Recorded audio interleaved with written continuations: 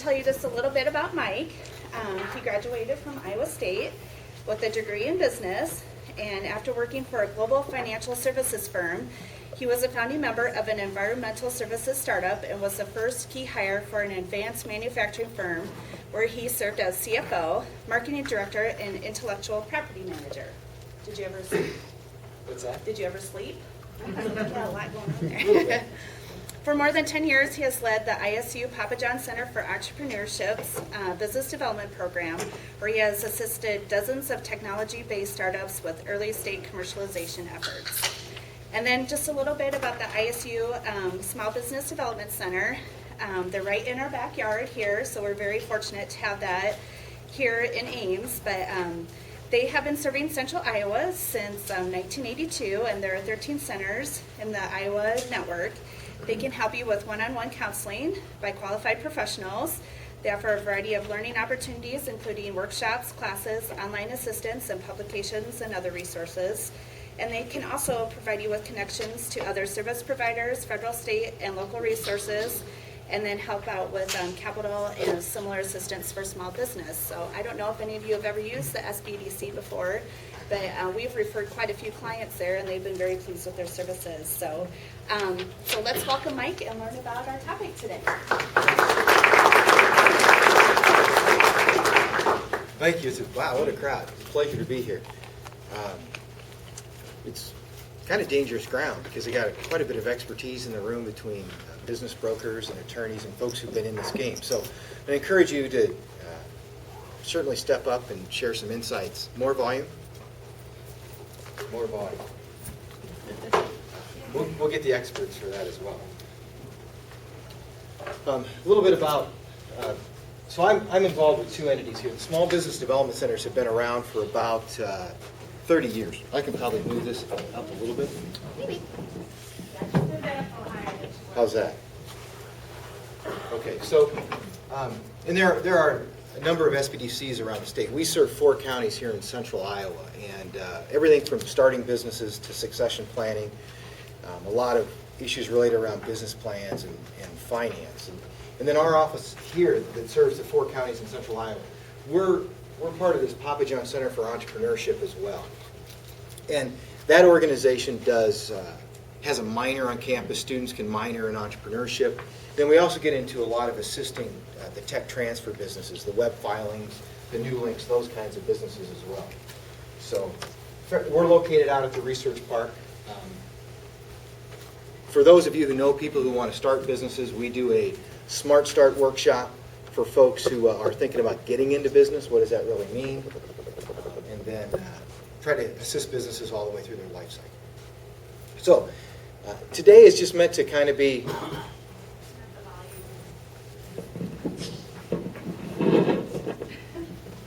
how far are we up? Not all the way.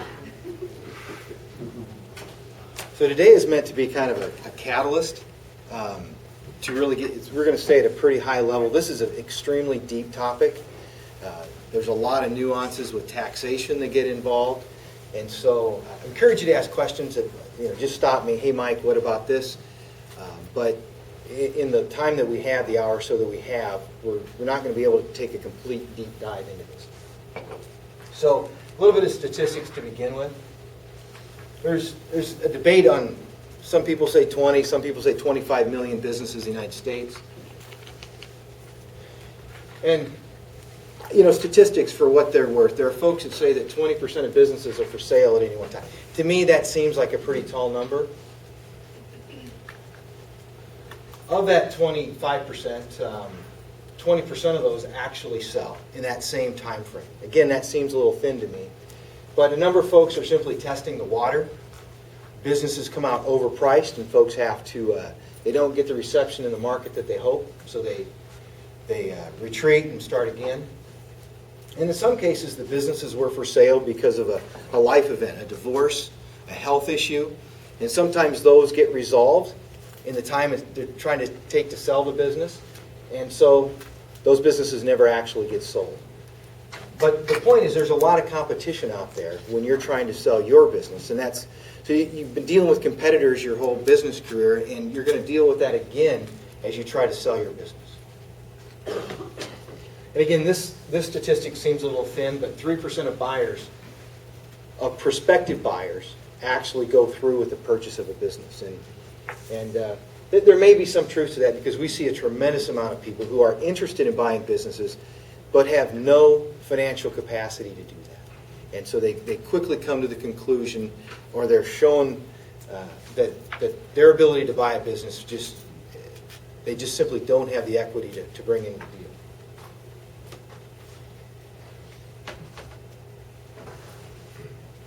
So, many of you fall into this demographic. I think I fall into the tail end of it. This is kind of shocking.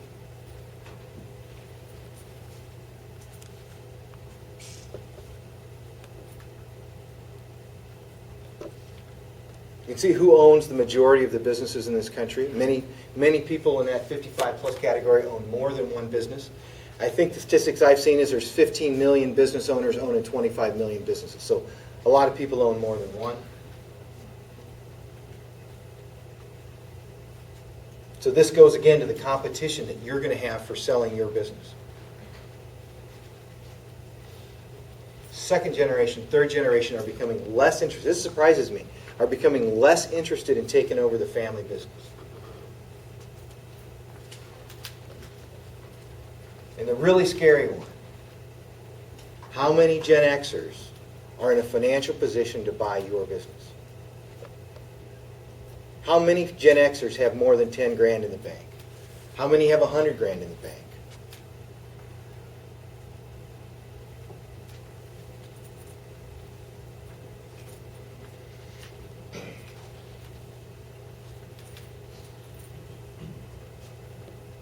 I don't know how many of you fall in that. I mean, you're here. So you folks are clearly the ones that are paying attention to this issue.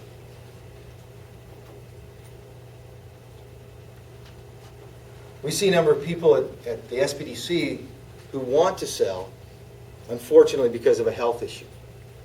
So they have an extremely tight timeline in which they want to move their business. And obviously, that impacts, just like I got to sell this car in 3 days. Advisors will tell you that you ought to be looking at a 3 to 5 year time span when you begin to think about exit.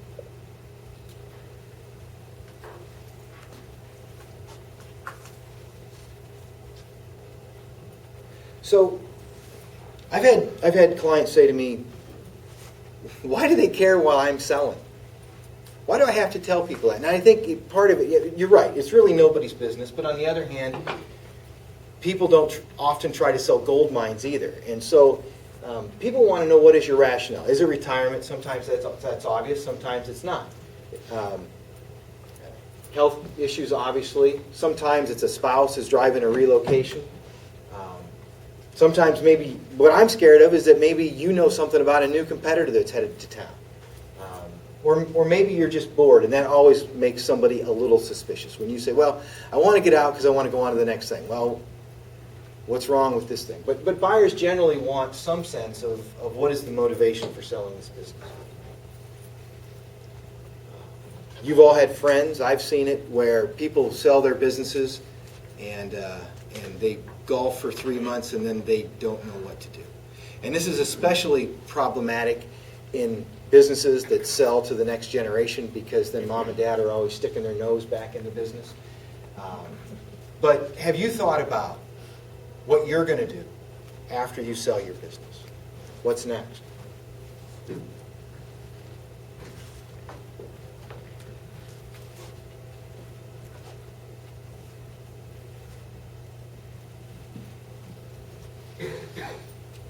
Pretty obviously, what are you selling?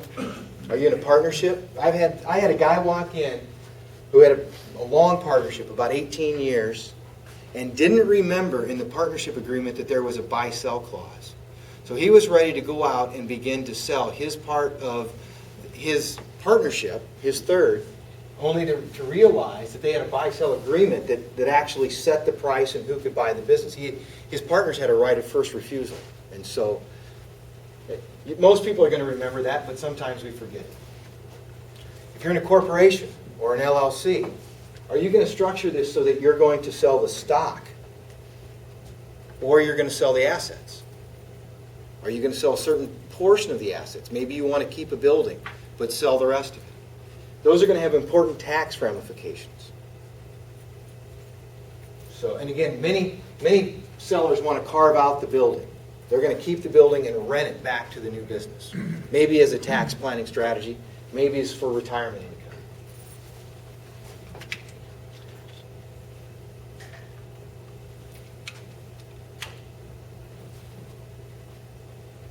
Well, we'll do it the old-fashioned way. And then what kind of shape is your business in? You know,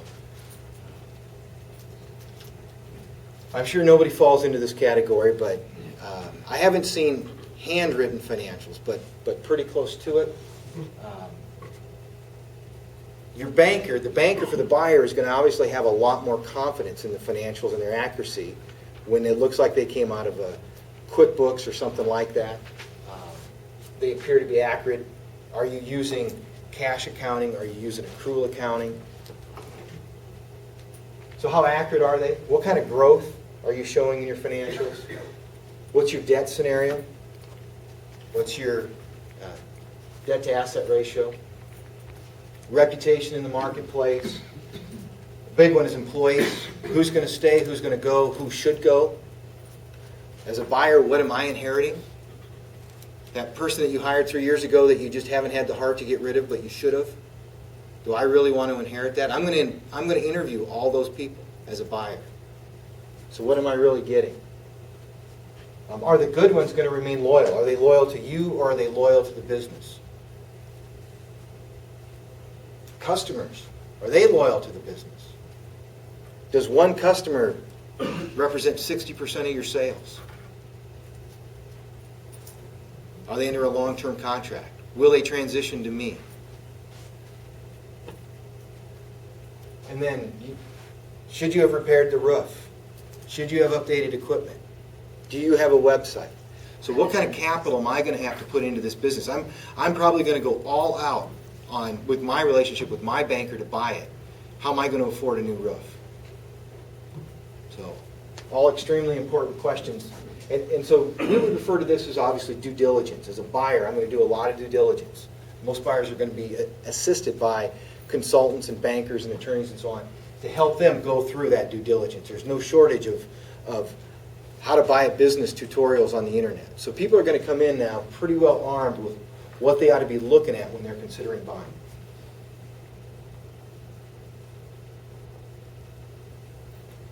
So when I'm talking to buyers or to sellers, we tend to work with a lot more buyers than sellers, because I think sellers already have a lot of relationships. But when I'm talking to somebody, I tend to put the business they're looking at into 3 categories. So, does your business earn you more than a reasonable salary?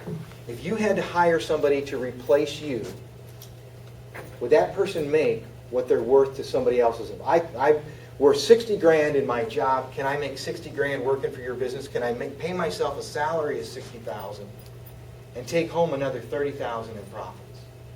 Because if I can pay myself a reasonable salary and then there's additional profit there, then I have something that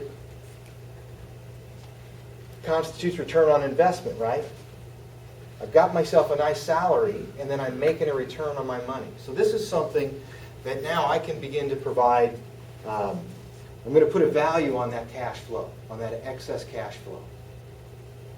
So many of the valuation techniques are built on that. Many times the cliche is that people buy themselves a job. So if I'm worth $40,000 to somebody else managing their restaurant, am I going to make $38,000 or $42,000 owning this restaurant? Because if that's the scenario, then I'm going to look at this through the lens of, should I buy this or should I just build one from scratch? Right? And so then that gets into, I'm going to subtract, I'm going to take away from the value based on the baggage that I see. What's the employee situation like? Is it a great crew or is it a motley crew? What's the inventory look like? What's the capital situation, the roof and so on? Maybe I just want to build it from scratch. But I have to also consider What is the value of having one less competitor? Because if I don't buy your business, somebody else is going to. You might want $600,000, and a year from now you might take $400,000. Sooner or later somebody's going to buy it, and I'm going to have to compete against them. Whereas if I buy it, at least for a short period of time, maybe for a long time, I take one competitor out of the marketplace.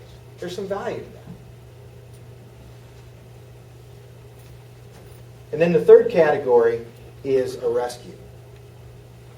Revenues are going like this, profits are going like that. I'm coming in and I've got to rescue this thing. So I'm going to see that from even a harsher lens. And I'm going to look at the fair market value of those assets, and I'm going to try to steal them from you, right? Because there's a tremendous amount of risk in that scenario for me.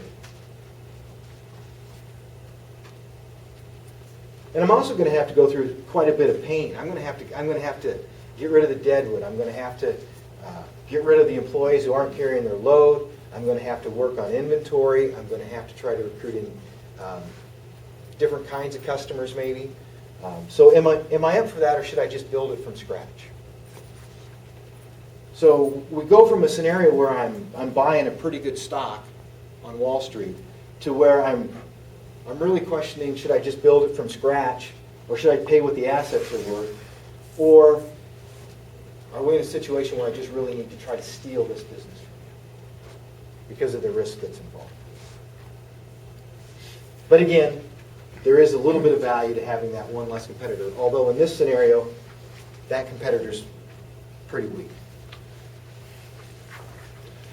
Okay, so, and again, a lot of this is common sense, but who are you going to sell to? Have you thought about this? So, if you're in a partnership, again, you might have a buy-sell agreement, and those are probably the most logical people.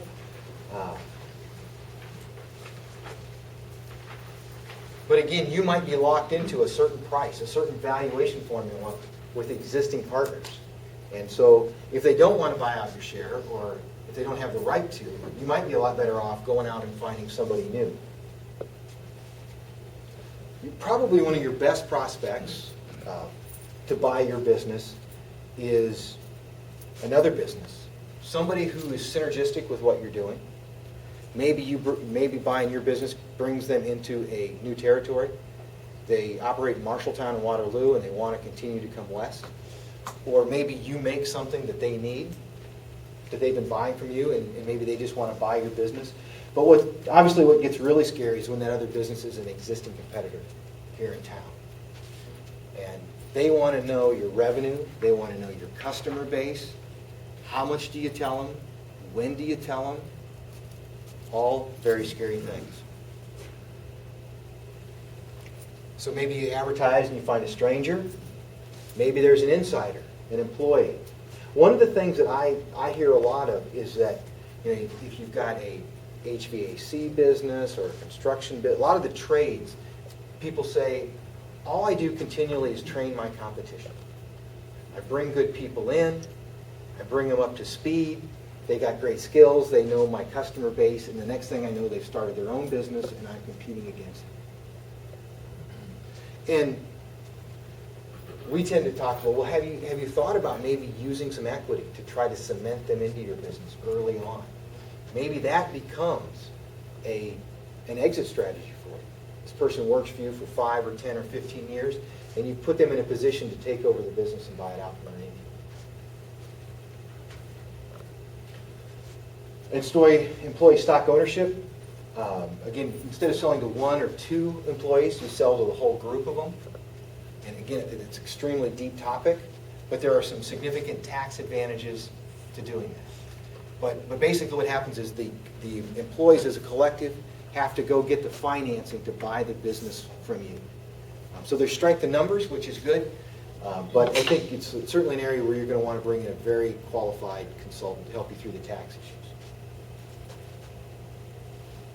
And in the worst case scenario, it's some kind of liquidator who's going to come in and purchase the inventory, purchase the equipment as cheap as they can.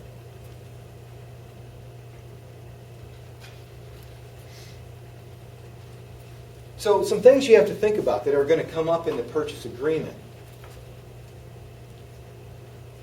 If I'm the buyer, how excited is my banker going to be that I've got you sticking around for 6 to 12 months after the sale to help me manage this thing. You've committed 15 hours a week to help me run this business, to bring my skills up to speed. And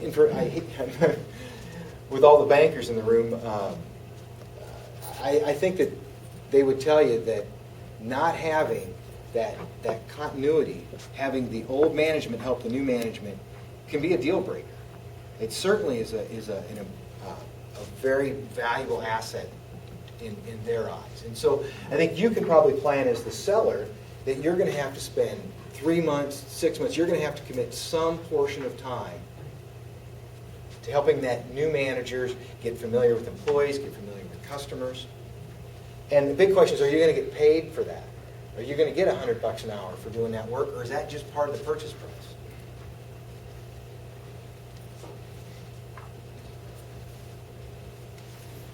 You know, it's kind of surprising. I've had sellers say, you mean I can ask them to sign a confidentiality agreement? And of course you can, and of course you should. There are lots of, there's thousands and thousands and thousands of those that are out there. Your attorney can certainly help you put one in place. They're not extremely complicated documents, but they need to be executed well. And you got to understand, you've got to probably give a buyer a little bit of glimpse before they might be willing to sign a confidentiality agreement. So where's that balance? How much to tell them before you insist that they sign that, before you can go any further?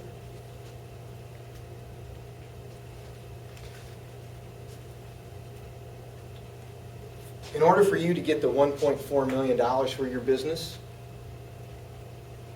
you might have to guarantee sales. So it's $1.4 million on the purchase price if sales are $2.5 million next year. But if sales are only $2 million, then the purchase price drops to $1.2 million.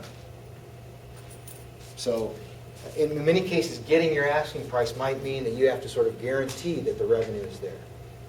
And the more dynamic your business is, the stronger its growth pattern, the more likely that kind of a clause is going to be. So are you prepared to do that? Here's the big one. Are you willing to carry paper? And we'll go through this in more detail. But how many Gen Xers have $100,000 so that they can leverage $300,000 from the bank? Probably not very many.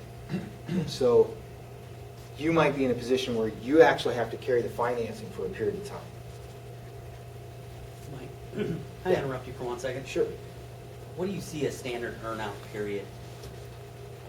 Like, because they can't keep that end. That couldn't be endless. I would say 1 year. 1 year. I want to know, because I tend to look at it as if after that 1 year period, I'm driving the bus, but during that, I'm driving the course that you put the business on. So to me, I think 1 year is reasonable, and that's what I've seen people, I've seen that in contracts, so would you agree, a year?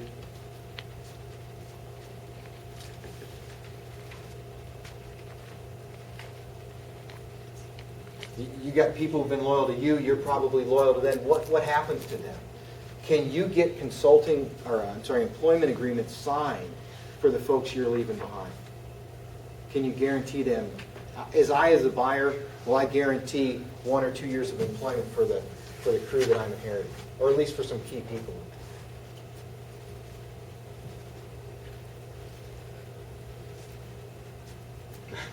Again, a competitor, guy right across the street wants to buy your business, 2 lumber yards competing head to head. What do you tell them? They want the list of your top 30 customers. What do you tell them? Very, very difficult. The challenge is those are probably the people who are going to be willing to see the value and pay the most for it. Keep the business on track. You're probably a lot more comfortable with somebody like that if you're going to have to carry some of the financing. So, very, very challenging issues. Your payables, your long-term debts, are those going to be inherited by the new buyer? Will the people who hold those debts even let those be assigned to the new buyer? Probably not. So you're probably going to have to clean those debts up as part of the sale. You got a customer base who's been sending a check to your business for 10 years, 20 years. They've still got some receivables during this transition period. Who's going to collect that? Am I the new buyer going to collect it for you? And what if people don't pay? They've been paying you on time because they value the relationship, but I'm the new guy, and now all of a sudden they want to pay me in 60 or 90 days. So oftentimes I, as the buyer, I'm going to negotiate. I may only want to pay, I'm going to charge you 5 or 10% as a collection fee, and I may want to discount that another 5 or 10 or 20% for fear that I won't collect it at all. One more thing to negotiate. And this is especially a situation when maybe you're leasing and you've got a great lease, but maybe you own the building and you want to lease it to me. So how long will that last? If you have a lease, can you sublet it to me? Can I get the same terms? Because if I'm going to put another 10 grand on in my expense category, that's going to certainly affect the purchase price. Yeah. I have a question where it has existing debts and things. Okay, if you are selling, and maybe you're selling your business to your partner or something, but on all the while you did business, you are, signed on contracts, and you're the one that maybe is signed on all the things for taxes and things. So when you're selling this, is it, do usually the people that you say you're responsible, okay, is it easy to say, okay, I'm no longer with this and now this person is? Or are you liable because you signed maybe that application for something at one time and said, I'm going to be responsible, but you're not anymore because you're not with that company? Yeah, What happened? So the question is, if debt was incurred while I was in the business or while I owned it, as a partner or maybe as the sole owner, and then who's liable after that? Now, if Jeannie owns your debt, right, she's going to say, well, I'll let Mike pay on the debt, but I want Mike and you responsible for it, right? So you're probably not going to get let off the hook.